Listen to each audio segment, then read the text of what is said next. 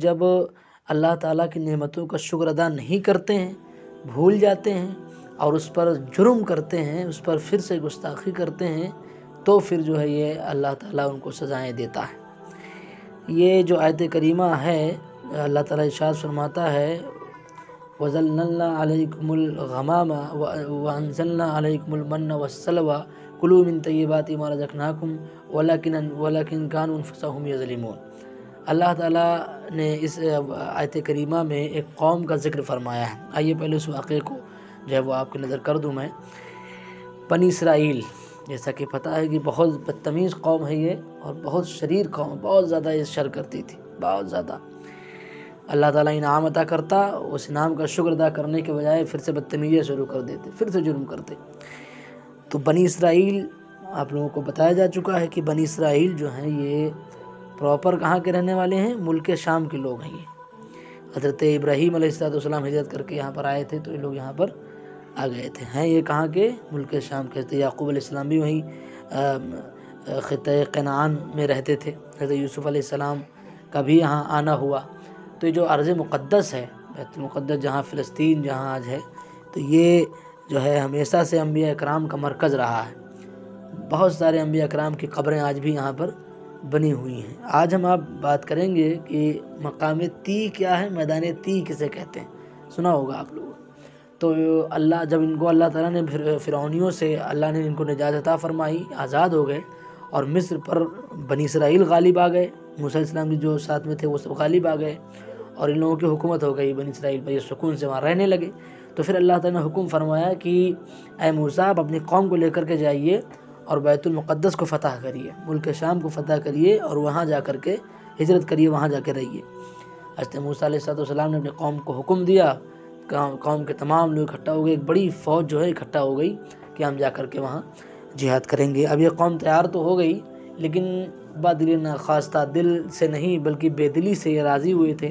جب یہ چلے اور جب وہاں قریب پہنچے تو ان کو خبر ملی کہ جس قوم سے ہم لڑنے جا رہے ہیں وہ قوم عمالقہ ہے۔ قوم عمالقہ کیا بہت بڑی قوم، بڑی طاقتور قوم تھی یہ، لوگوں تک یہ کھا جاتے تھے، اتنے جو ہے وہ بالکل حبشی قسم کے لوگ تھے، آدم خور قسم کے لوگ۔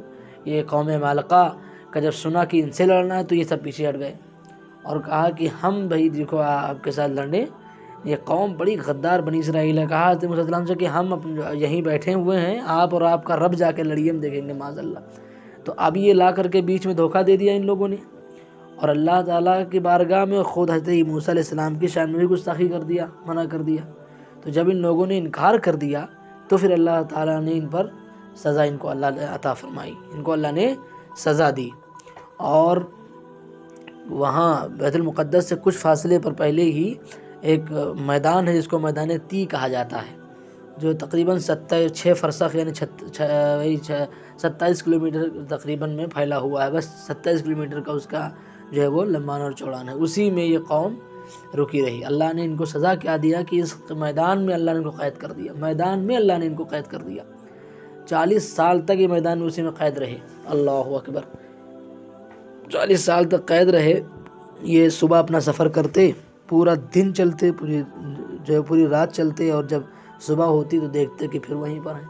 40 سال تک یہ اسی میں رہے۔ اب اللہ تعالیٰ کا رحم و کرم دیکھو کہ ایک تو انہوں نے جرم کیا، اللہ نے ان کو جرم پر قید کیا میدان تی میں، میدان سے باہر نکل پا رہے تھے۔ دوسرا یہ کہ میدان چونکہ پورا میدان تھا تو سورج کی کرنیں، دھوپ بڑی تیز پڑتی تھی، تو اللہ تعالیٰ نے ان میدان میں، میدان تی کے اوپر بادلوں کا سایہ عطا فرما دیا اللہ تعالیٰ نے۔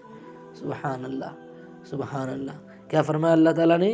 وَظَلَّلْنَا عَلَيْكُمُ الْغَمَامَ، اور اللہ تعالیٰ نے ان پر کیا کر دیا؟ بادلوں کا سایہ کر دیا۔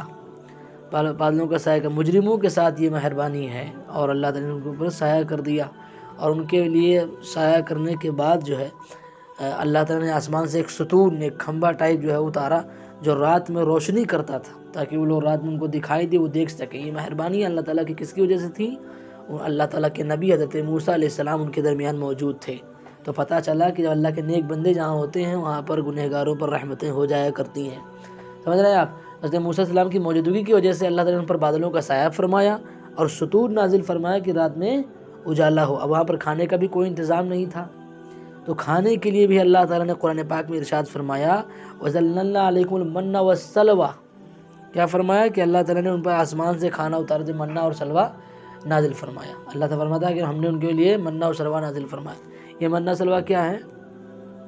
منہ جو ہے یہ ایک میٹھی چیز تھی جو شبنم کی طرح برستی تھی روزانہ صبح صبح، اور ہر آدمی کے حصے میں تقریباً 4 کلو آتی تھی، میٹھی میٹھی سی ہوتی تھی۔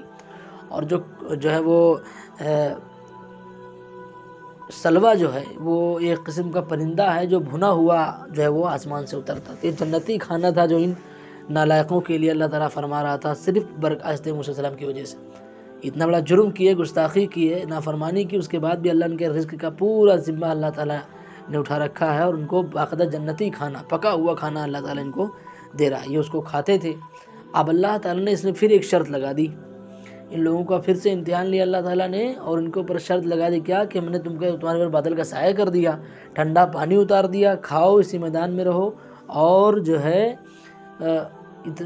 جتنا کھانا اتنا کھاؤ، لیکن لے کے مت جانا، جمع مت کرنا کل کے لیے، جس طرح میں نے تم کو آج دیا ہے بھوک لگنے کے ٹائم، ویسا ہی تم کو کل بھی دوں گا، لہذا اس کو تم جمع مت کرنا۔ کیا فرمایا؟ جو شرط اللہ نے فرمائے، اللہ تعالیٰ نے فرمائی کہ اس کو تم جمع مت کرنا، ٹھیک ہے؟ تو اب یہ ان لوگوں نے شریر کیا کیا، بدتمیزی کیا کیا کہ جو ہے اللہ کے منع فرمانے کے باوجود بھی اللہ نے فرمایا کلوا من طیبات ما رزقناکم، کھاؤ بالکل جو میں نے دیا ہے، تم پاک چیزوں سے کھاؤ، اکٹھا مت کرنا۔ لیکن ان لوگوں نے کیا کیا کہ لالچ اور حرص میں آ کر کے اس کو جمع کرنا شروع کر دیا۔ جیسے ان لوگوں نے کھانے کو جمع کر دیا، کل کے لیے رکھنا شروع کر دیا، جیسے روز کے روز اللہ دے رہا تھا، کھا رہے تھے، لیکن بدتمیزی ان کے اندر بھری پڑی تھی بنی اسرائیل کے اندر، تو ان لوگوں نے کیا کیا، اللہ کی نافرمانی کی اور کھانے کو جمع کر دیا۔ اب اس سے ہوا کیا، 2 نقصان ہوئے۔ نمبر 1 یہ ہوا کہ اللہ تعالیٰ نے رزق کو بند کر دیا، اترنا ہی بند ہو گیا کھانا، اب کھانا ہی نہیں اتر رہا تھا۔ دوسرا جو جمع کیا تھا وہ سڑنا شروع ہو گیا۔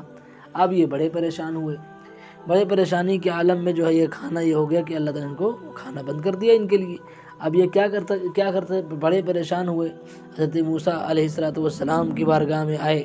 اب یہاں پر آپ دیکھیں گے کہ کس طریقے سے بنی اسرائیل بار بار گستاخی کرتی اور اللہ تعالیٰ بار بار ان کو معاف کرتا۔ اسی میدان تی میں 40 سال تک یہ قید رہے، اور 40 سال تک اللہ نے کرم کا فرمایا کہ کسی بھی بنی اسرائیل کا کپڑا گندا ہی نہیں ہوتا تھا، کوئی میل نہیں، کوئی کچیل نہیں، نہ نخون پڑتے تھے، بلکہ یہاں جو بچہ پیدا ہوتا تھا وہ کپڑا پہنے ہوئے پیدا ہوتا تھا، اور جیسے جیسے بچہ بڑھتا تو ویسے ویسے کیا ہوتا کہ اس کا کپڑا بھی بڑھتا چلا جاتا۔ اب یہ قومیں جو میدان تی میں یہ قوم پھنسی رہی، توبہ استغفار کرتی رہی، پھر اللہ نے حضرت موسیٰ علیہ السلام کے ذریعے سے جو ہے ان کی معافی فرمائی۔ اب آپ دیکھیں کہ میدان تی سے نکلنے کے بعد جو ہے یہ رہا ہوئے، آزادی ان کو ملی وہاں سے، اور اس کے بعد اب یہاں پہ جو سبق ملتا ہے آپ کو کہ آدمی پریشان ہوتا ہے، کوئی جو ہے جب اللہ تعالیٰ ناراض ہوتا ہے تو پریشانی ہوتی ہے۔ اب میدان میں پھنسے پڑے تھے، حیرانگی کا عالم تھا، کیا کرتے، کہاں جاتے، کچھ سمجھ نہیں آ رہا تھا۔ تو اب یہاں سے سبق کیا ملتا ہے کہ جب آدمی کے اللہ ناراض ہوتا ہے تو آدمی پریشان ہوتا ہے، حیرت و استجاب میں رہتا ہے، کیا کرے، کہاں چلا جائے، کچھ سمجھ میں نہیں آتا ہے۔ ایک کام کرتا ہے دوسرا کام بگڑ جاتا ہے، دوسرا کرتا ہے تیسرا بگڑ جاتا ہے۔